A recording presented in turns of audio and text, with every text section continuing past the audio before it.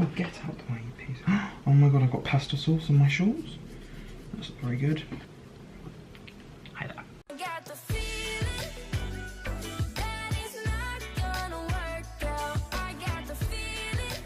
Hey guys, and welcome to my new YouTube video. So, we're actually...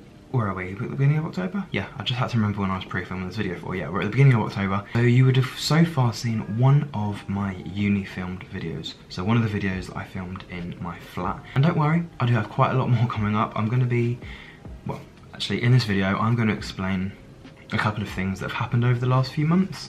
Some of them are good, some of them are bad, some of them are just, well, they just happened. But a little list of about 15, 16 different things. Some of them ongoing and some of them I just thought I'd bring to your attention because there may be something you've forgotten about, or it might be a trend that you may go, oh actually I do remember that, or something like that. So without further ado, I'm just going to get straight on with the video because that was probably one of the longest introductions and most pointless introductions I have ever done. So the first thing I wanted to talk about was obviously the whole YouTube fight arena battling sort of thing. So we've got Logan Paul and Jake Paul going up against KSI and his brother Deji. And then you also had the fight between KSI and Joe Weller. Good stiff left hand by Jordan. Look at the two of these guys. I have so much respect for them right now. Yeah. Like, they are really putting on a decent show here. You see the bruises on JJ's back. Fair play. Recently. Jay lands. That jab. Such a long reach.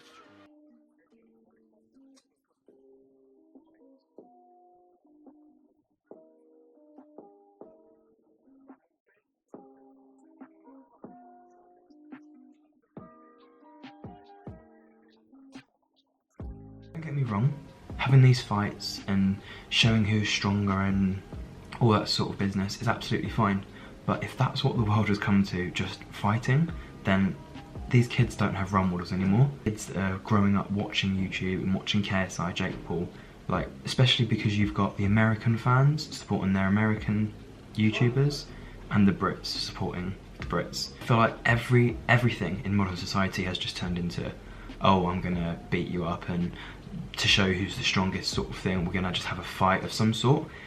And yeah, it's interesting to watch, it's entertaining to watch, don't get me wrong. I did actually have a little quick sneak peek at the fight, but it's not really for me. Like, I don't really enjoy people fighting, having arguments, confrontations, those sorts of things. I actually hate being in it myself. It's quite entertaining to watch, but I'm not really a fan of those sorts of things. I don't actually know what any of them actually have got out of this, apart from KSI having a win, which is really good on him, so go KSI.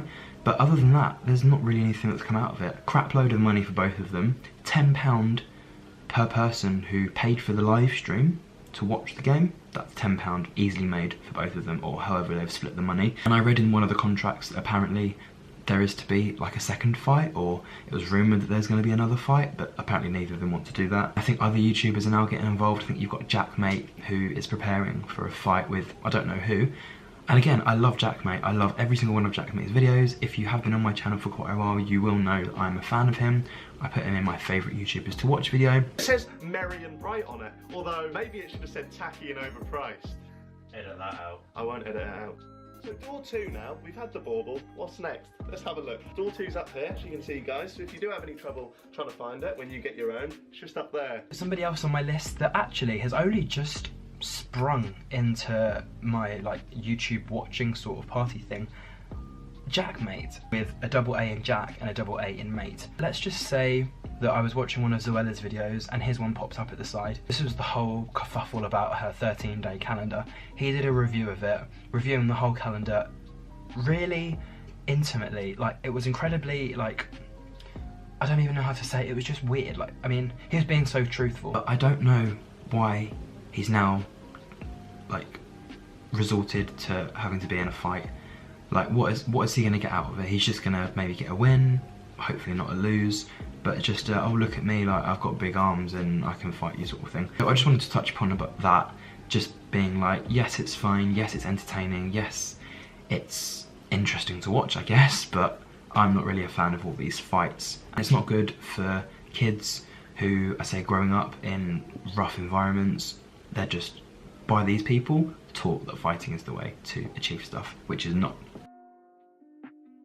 So another event that occurred actually in the middle of September, so obviously Celebrity Big Brother is on, and there are obviously, with television, lots of scandals, from Love Island to The X Factor to, I don't know what else is on. Is there some sort of fighting programme? I don't know. Big Brother is obviously known for its big clashes. The Big Brother scandal that I wanted to talk about was the Roxanne Pallet one. I think that's her name, Roxanne. She and fellow co-star Ryan Thomas, who I believe were both in Emmerdale.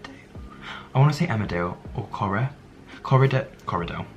Right, that's their ship name, Corridale. So Coronation Street or Emmerdale, I'm not sure what they were in. From what I saw, and from what quite a lot of like analysts and psychologists and like people from the show have said, they would just play fighting, and he just like was having a bit of fun, a bit of banter with her.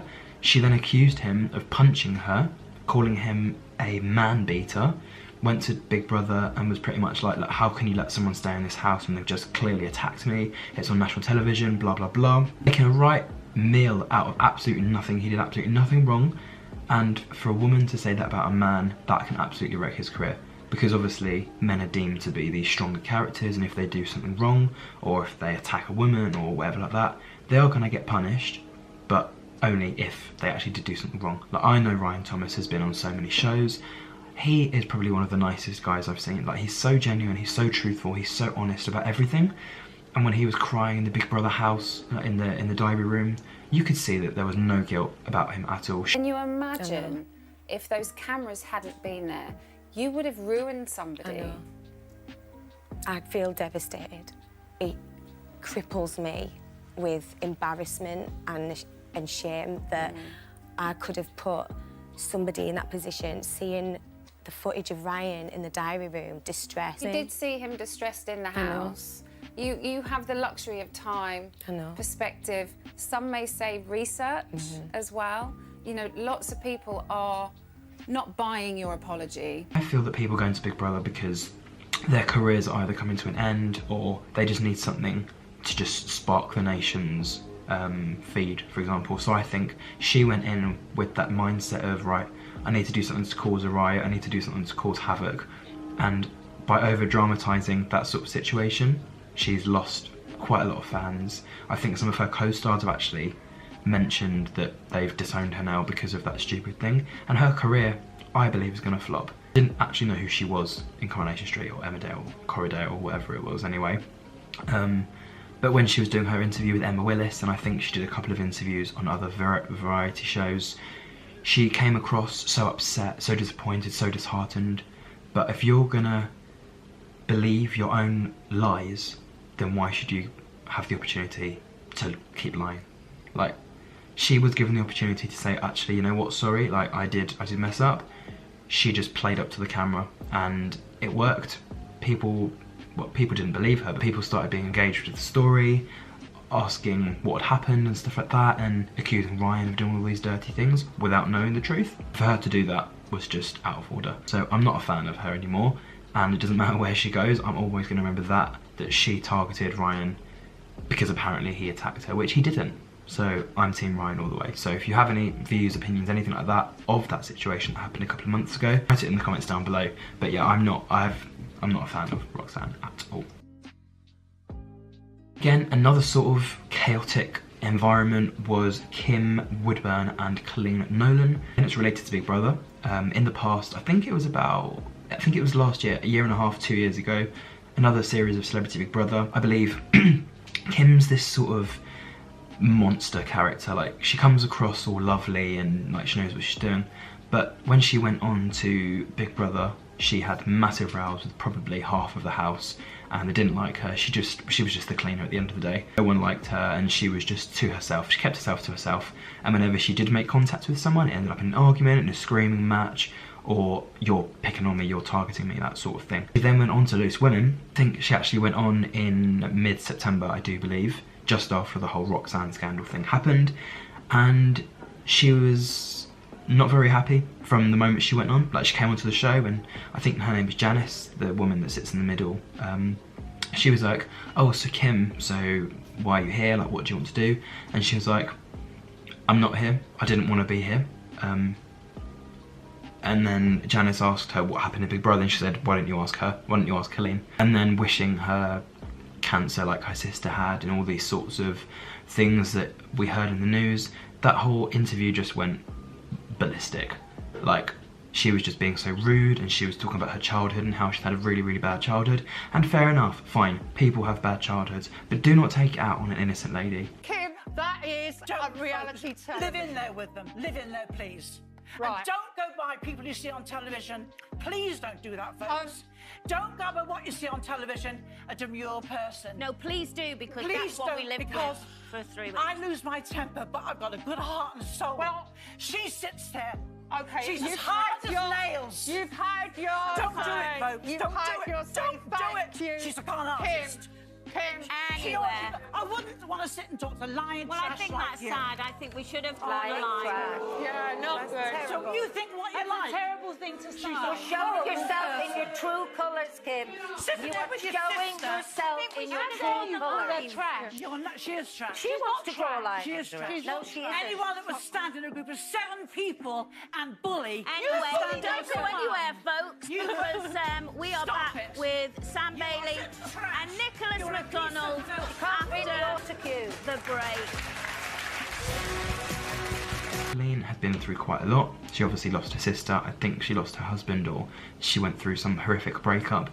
And she's just, again, like Ryan Thomas, not negative, not a bad person at all, not a piece of bad blood in her body. And for Kim Woodburn, I think what one of the other ladies said on the panel was, what is her talent? Like, what does she do?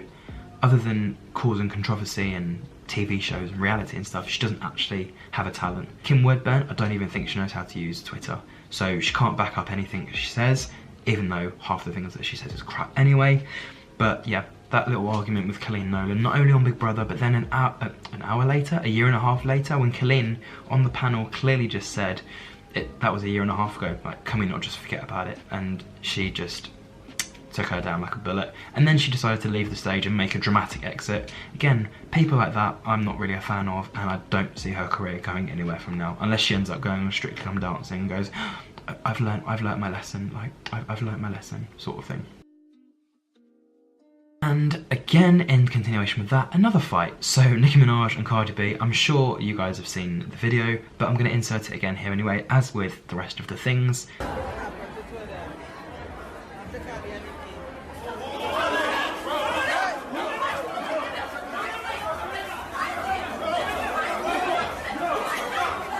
Minaj and Cardi B apparently had some sort of argument about one of their kids.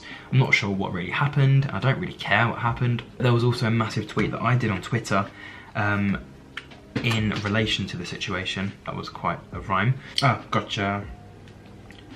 Gotcha.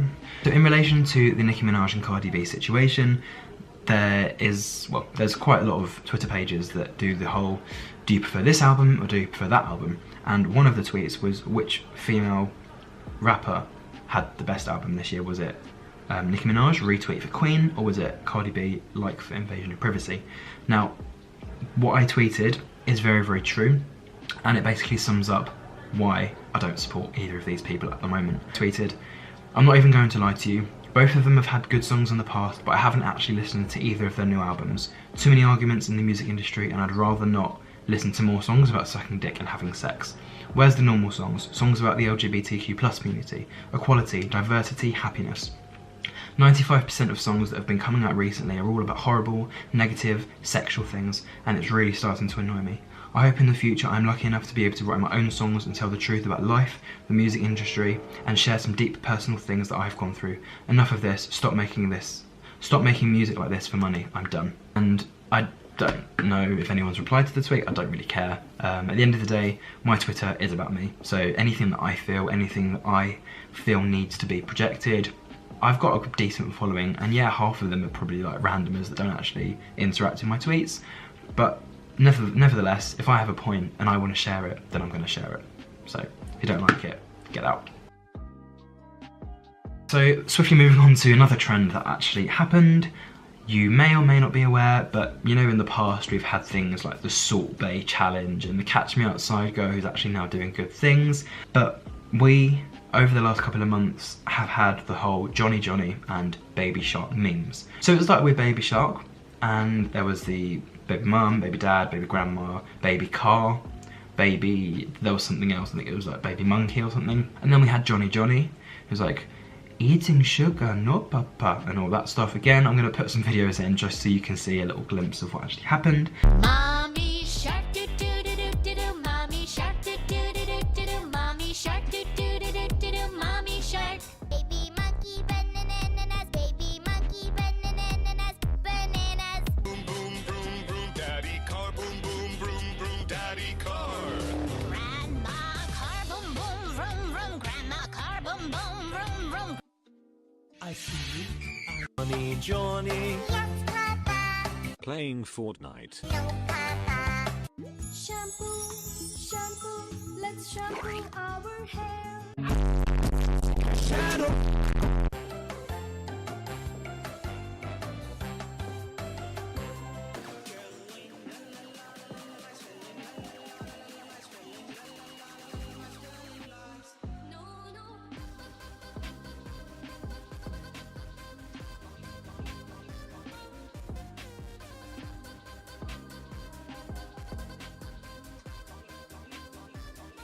I think there was a remix of both of those songs. The Baby Shark one ended up being in a club. I don't know how that happened, but this is how quickly memes can take over the world. If you do have a meme and you do want to make memes, then why not share it? Share it, see what happens. One little retweet from the right person and it'll blow up.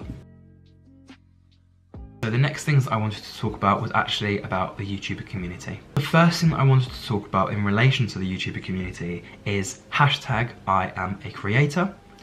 Now, most of you may or may not know what this is, but it's actually a community that works together that helps promote smaller YouTubers. The guy that is actually behind all of this is called James Cox. I'll tag his Twitter in the description below. I think his Twitter is everyone's a critic, but instead of EVERY, it's everyone's a critic. So he pretty much started this community, I think on his own to start with, and he's had a couple of his friends, a couple of his YouTube mates help him with the community and the growth and everything like that of it. They've made merch for it, they do live streams. I was actually lucky enough to be in I think 4 of his first 12 live streams. So when I was in the first one, I saw loads of channels before me, like, hi, my name's Sarah, I've got, what, 15 subs. By the end of this live stream, my 5 minutes of fame, I'd like to get another 10, that sort of thing. So I had a go. I was on about 600 subscribers, I believe, and by the end of his stream, I was practically on 700. I gained nearly 100 supporters. They don't use subscribers in the community, they just say supporters because it's just a nicer word. Yeah, I pretty much gained nearly 100 supporters just by talking for 5 minutes about YouTube, about what I do on YouTube, and how the smaller community has helped me. Oh, shit. Hello. Alright, you're here. I'm here. Yep, how you doing, sir? I'm not too bad, how are you? I'm doing great. So you were on last night with me, right? I was. Yeah. What did you think about that? It was obviously like a new experience, but I gained quite a lot of like new support. And there was like a lot of new people for like me to like have a look at as well. So it was I think it was very, very good. Like, yeah. So you're still gaining supporters from it? Yeah, I have done since yesterday. I was on 712, I believe, at the beginning of yesterday. And I think I'm on like 738 or something now. Yeah, so 755 on your, you must have been participating in the chat. Yeah, I've been quite active in the chat as well. You've been tweeting it out too? Yeah, I've put it in several group chats as well, just saying how, I think I mentioned it yesterday, but there's more people here. I was basically saying how when I first started out, I just thought it was a whole sub for sub thing. Let's give you your 5 minutes. Your 5 minutes is on. Talk about your channel, and then you can talk about the sub for sub thing as well if you want. Cool. Basically, I have absolutely no idea what my channel is about. It's literally, I think it's like yours. Absolutely anything. I'll do vlogs, I'll do reaction videos, I've done a few like singing covers and stuff. I started the channel about 5 or 6 years ago, but deleted everything because I was getting hate and everything like that at school. I wasn't sure which sort of direction I wanted my channel to go in, and I only recently started up last year.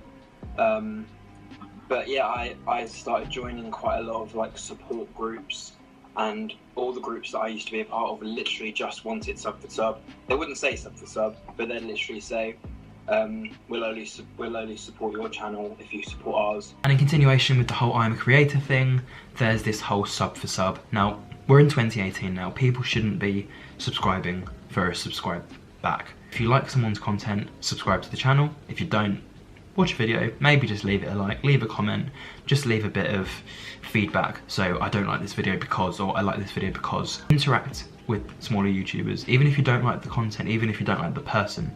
Now that's the main thing, because there are so many people out there, YouTube-wise, that I know don't like me or my channel, and I don't really like them either. I'll still leave a comment, I'll still leave a like, I'll still show my support to their channel, because at the end of the day, I'm not judging them as a person, I'm judging their channel, and if I like the work that they do, and if I can see that they're putting effort into the videos that they're making, then why not just be that extra comment? Why not be that person that just, when they're feeling down, and they happen to just stumble across your comment, whether they like you or not, they'll actually go, oh, actually, you know what? He's not that bad a person, he actually supports my channel.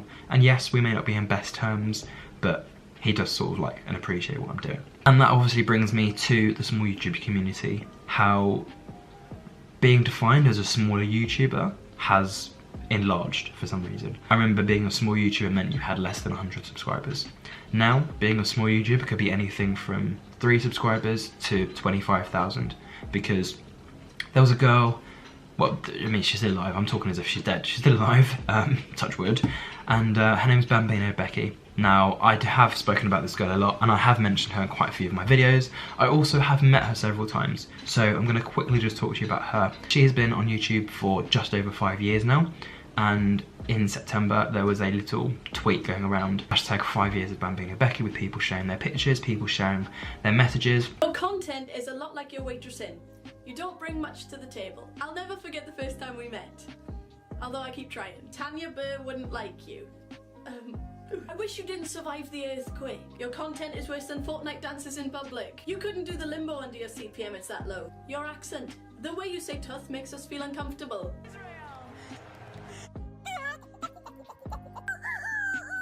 Across to America now, and the Met Gala happened. Well, I just love having a nice time. I tell you what, the celebrities did a good impression of me when I get asked what I'm doing. See it into the future. Bloody hell. What's that? Cardi B is truly out here inspiring a generation, and this wouldn't be the first time.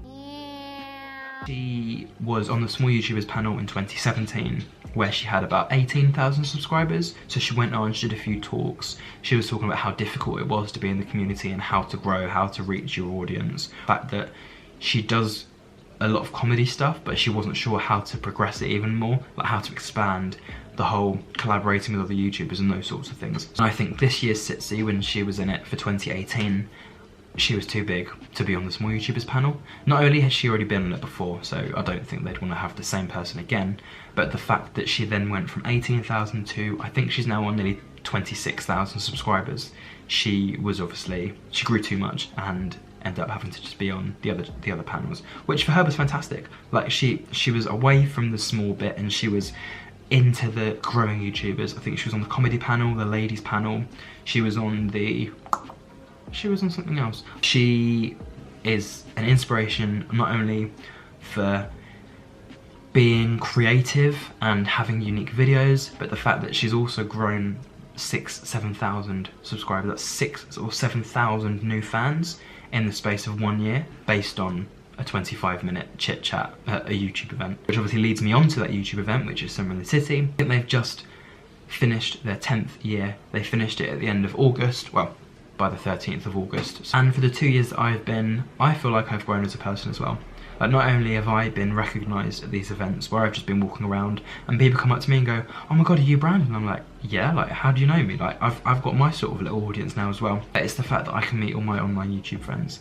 Like, for people like Travis, who live in Yorkshire, Naomi, who lives in Halifax, Maria, who's pretty much, she lives in London, but she goes to uni in Chichester. For those sorts of people, like my YouTube friends and people that I've been connecting with online, if they've come over from America or Lithuania or Romania or wherever, and they are specifically coming to that YouTube event, I will do my absolute best to meet them. Especially if they're coming for smaller creators. I want to show my face. I want to be that friendly face, so when they're here, it's like if they ever need somewhere to stay, or if they ever feel like they want to do a collaboration, that I'm here to help. I feel like the 2 years that I've had at Summer in the City, both very, very positive experiences. Obviously there were some downs, not going to go into those, just going to forget about that. But 99% of both of my Summer in the Cities were absolutely fantastic events. And if you do feel like it's an event for you, then definitely get some tickets for next year. They have Creator Day on Friday, which is mainly just for YouTubers. Saturday is pretty much the fangirl day, where there's meet and greets, panels, fangirls meeting other fangirls, meeting the YouTubers that you enjoy, and then a few surprise performances. And then the Sunday is pretty much, again, some more panels, some more meets and greets, quite a lot more fans, and the little performances at the end. So I think last year and this year they had Dodie perform right at the end for both, which for her is iconic because she's had 2 years of ending an amazing event. Kiki, do you love me? Are you riding? Say you never ever leave from beside me. Cause I want you, and I need you, and I'm down for you always. Kiki, do you love me? Are you riding? London, Travis, hello! Something in how do we feel when it's like, hey, I want to collab with you, but they're like, cool, I will collab with you on your channel and nothing else. Is that a thing that we're okay with?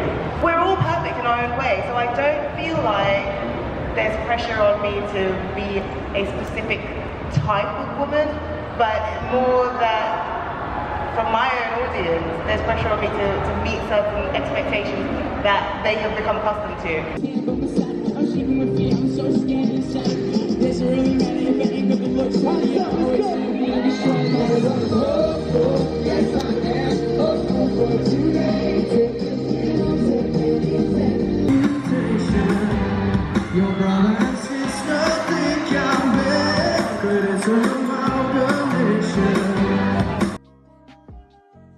So going back to the YouTube scene and YouTube channels and everything like that, I don't know if you've noticed, but I have actually changed my channel quite a lot, as well as some of my social media. So on Instagram, on Twitter, and on YouTube, my profile picture is now a cartoon version of me. Credit to Maria.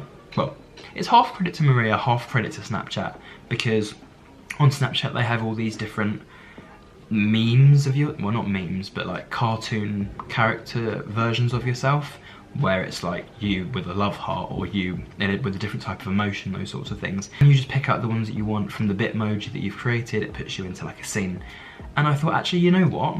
Instead of me having my face everywhere, because I don't really like that, it's not really the thing I want people to see the most, I want to turn my channel a bit more slick, a bit different. So not only have I changed my YouTube banner about 3 times in the last few months, but I've also changed the profile picture. I changed the YouTube name from Brandon99193 to just, is that Brandon? Because it's so much easier. People go, is that Brandon? I go, yes it is. Is that Brandon? Yes it is. I've changed my YouTuber intro. So the YouTube intro I had before had pretty much nearly 2,000 views. And I thought, actually, it's time for a new one. So I've done a new intro, which is about 40 seconds, and I've teased you guys with the new intro for my videos, which you would have seen for the first time in last week's video. Along with that, last week's video was a look back at my first year of university, so if you haven't seen that already, I'm going to put a little insert here just so you can see what the video is about. And again, yes, I'm wearing glasses, but I didn't film the video on the same day. Like, it's a completely different day. Now, I do actually lie about that usually, but I actually did not film that video today, or this video on that day. You don't need to force yourself to try and make friends. Hello, my name's Brandon all the time. But if you see someone standing on campus on their own, or if there's a little group of people that look a bit lost, go over, be a friendly face, and just be like, look, hiya, my name's Chris, or whatever, I'm studying maths, like, what do you do, who are you, sort of thing. Signing up to the medical centre on campus, again, it's not compulsory, but for the majority of people, there's some sort of jab that you do when you first move onto campus, unless you've had it at school prior. And just the whole signing up, it's free to sign up, and it's just to make sure that if you do have any other problems, or girls, if you have your girl related problems, that there is somewhere for you to go to.